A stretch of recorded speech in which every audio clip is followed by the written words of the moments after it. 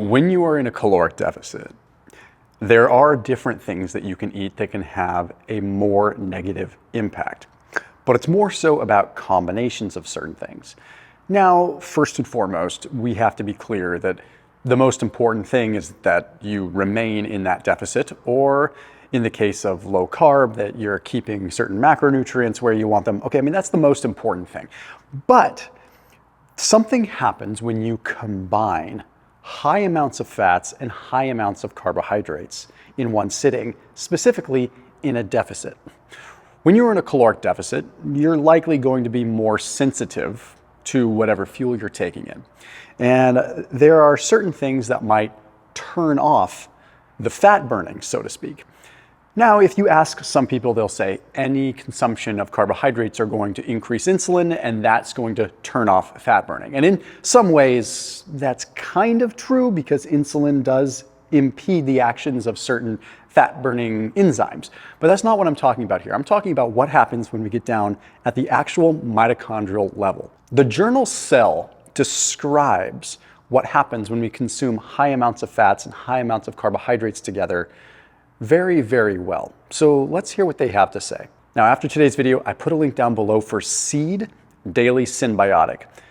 When you are in a caloric deficit or when you're changing your diet at all, taking care of your microbiome is super, super critical. As a matter of fact, it's probably one of the most important and powerful areas of research that we're looking at right now, is the impact of the microbiome on body composition and whatnot. So I put a link down below for 25% off Seed's Daily Synbiotic. It's the only probiotic that I would ever recommend, or at least that I do recommend now.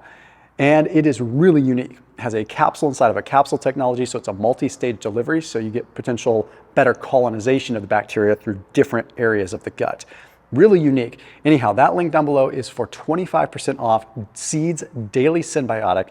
If you're making a shift to your diet, I highly recommend that you pull that lever, because that could be one of the biggest ways that you start noticing a difference. So that link is down below in the top line of the description. So the way the journal Cell described it is they explain that the cell, or the mitochondria, can really only use fats or carbs at one specific time. They are what are known as reciprocally regulated, which means when one is used, the other is not, and vice versa, right? Now, more specifically, the enzymes that break down the substrates are reciprocally regulated. So what breaks down a fat or what breaks down a carb is reciprocally regulated. So you kind of have two systems working. You have like what's coming into the cell, but also what's breaking down the substrates in the first place. When you are in a state of feeding, you shift away from fat oxidation and you shift more towards carb oxidation, right? Especially if you consume glucose. The body's gonna say, okay, let's back away from fat burning and let's consume these carbohydrates. Ordinarily, that's totally fine, because what happens is the carbohydrates are utilized, that goes through that thing, it's relatively quick, and then you're right back to a balance of fat oxidation and carb oxidation, depending on your intensity of what you're doing. Where things get complicated is in two situations. One, where you have a lot of food coming in at one time, or if someone is metabolically broken, which is the case of a lot of people that are overweight. So what happens is when you have these high amounts of fats and carbohydrates at the same time, you end up with somewhat of a traffic jam called metabolic gridlock. Okay, so essentially this traffic jam causes an issue with the signaling.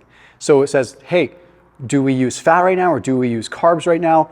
We don't know, there's just too much of both. So what this leads to is an increase in what is called reactive oxygen species. So an increase in oxidative stress at the cellular level, changing what's called membrane potential. When this happens, you actually have potential cellular damage that occurs. So then everything kind of shuts down. There's even some evidence to suggest that this could be a cause of insulin resistance, but also insulin resistance may make this situation worse because you're already dealing with a cell that is resistant to certain fuels, and then you're adding more fuel to the fire of confusion, if that makes sense. As a matter of fact, the Mayo Clinic Proceedings had published a paper that found that basically increased levels of oxidative stress led to this cell membrane injury that made it harder to utilize fuel. And this is a quote from that study. Insulin resistance may also play a role in this deleterious effect. What they mean by that is the whole combination of fats and carbs being problematic in high amounts together, that can be compounded if there's insulin resistance. I'm not saying that if you go and have some chicken breasts with some almonds and some honey, that the combination of fats and carbs are going to be the worst thing that you eat in a caloric deficit. What I am suggesting is that if you consume a large amount of fats and a large amount of carbs, A, your body's not going to know how to deal with it too much at that point in time. B, you run the risk of this increase of oxidative stress that can impair insulin signaling even more and make fat accumulation easier, or at least make fat burning harder. Now, what happens is that the more unhealthy or metabolically unhealthy that you are, essentially the less ability you have to partition or reciprocally regulate those nutrients or those fuels. A very, very, very healthy person with sheer just great mitochondria, they can probably handle a significant amount of fats and carbs together because their mitochondria can deal with that. Now, as you get more and more and more and more unhealthy, the smaller that number becomes, right? And again, I don't think it comes down to like eating a ribeye steak and honey being a problem, right? But for someone that is metabolically very disturbed, that could prove harder at a mitochondrial level.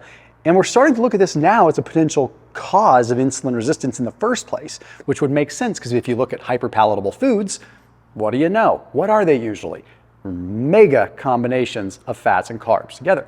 But you might have clipped off this video because you learned already what's going on, but there's more to it that we have to look at. There's two really important things. We're going to talk about the specific kinds of fats in a second, but first I want to address another piece. There's the whole reward system too. There's evidence to suggest that when we combine fats and carbs together, the brain lights up like a Christmas tree. So we have that. That's hugely problematic if you're in a caloric deficit. There was a study that looked at like auction type systems with foods where they gave people sort of money and they said, hey, how much money would you pay for this food, for this food, for this food? And people would pay significantly more for a food that was a fat and a carbohydrate combined, whether it was unhealthy or healthy fats and carbs combined. That did something to the brain, probably because from a biological standpoint or a like foraging standpoint, we probably wouldn't get fats and carbs in nature together very often. So it seems like almost a super physiological, supernatural thing to get, right? So that aside though, because I don't want to get too woo-woo or too like neurological, that's not my world. I want to give you some good news before I give you more bad news. The really, really good news is that by replacing the carbohydrates with protein, it can have a huge impact. Check this out. This was a study published in the Journal of Clinical Endocrinology and Metabolism. So what they had them do is they had them consume a regular breakfast, and then they had them consume either 0.2 grams of carbohydrates per kilogram or up to 2 grams of carbohydrates per kilogram with lunch. And then they also swapped it with protein, right?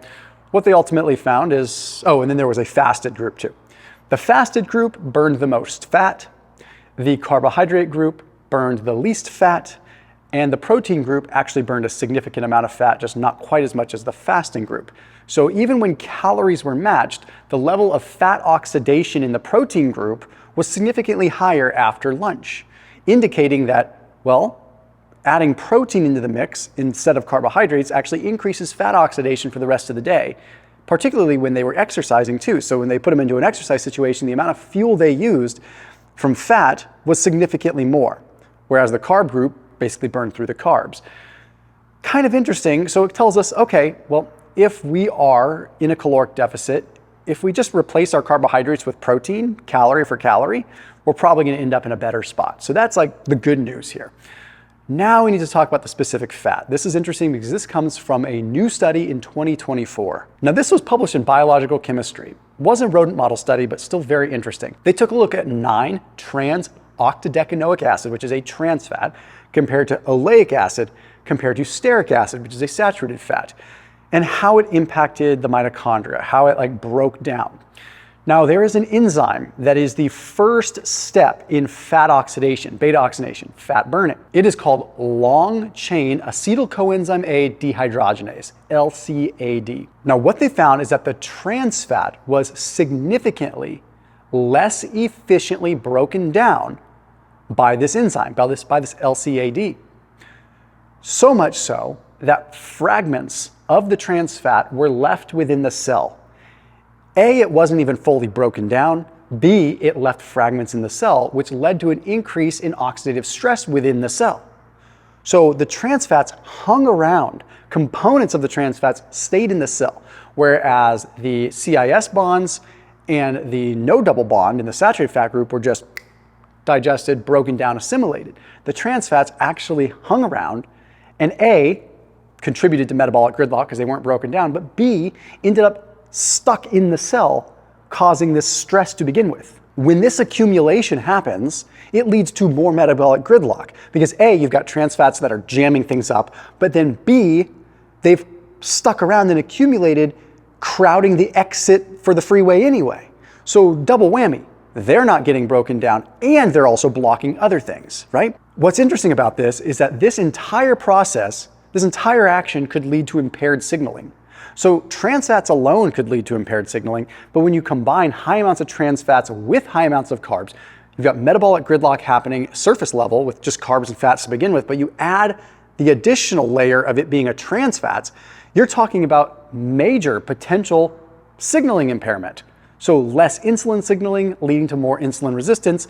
And there was a study published in PNAS. I'm going to read you an interesting quote from it because this is where research should be going and is starting to go. The correlations between intramyocellular lipids, decreased fatty acid oxidation, and insulin resistance have led to the hypothesis that impaired fatty acid oxidation causes the accumulation of lipotoxic intermediates that inhibit muscle insulin signaling. The lack of being able to oxidize fats, i.e. in this case trans fats, or in the case of too much fats and carbs combined, could lead to insulin resistance. And this is a current hypothesis that is now being challenged, and we are seeing it. And I have a strong hunch that it's going to come back exactly what's suspected. Trans fats are problematic. Trans fats plus hyperpalatable carbohydrates, extremely problematic. So when you're in a caloric deficit, the quickest way to stop your fat burning is by eating trans fats and high carbohydrate foods. This is the problem that I do have when we say flexible dieting is the way. Like just eat what you like, just eat less of it. Because I do think that no matter where you are on a caloric deficit scale, when you eat lots of these cruddy foods, it's not good for the cell. Nutrient density matters, but I'm not here to just say this is all about a naturalistic fallacy. I'm here to say, like, let's look at the data and say that maybe we should be giving our body real food. So it doesn't mean don't have a treat now and then, but it means there are foods that we could say turn off fat burning a little bit more than others. As always, keep it locked in here on my channel. See you tomorrow.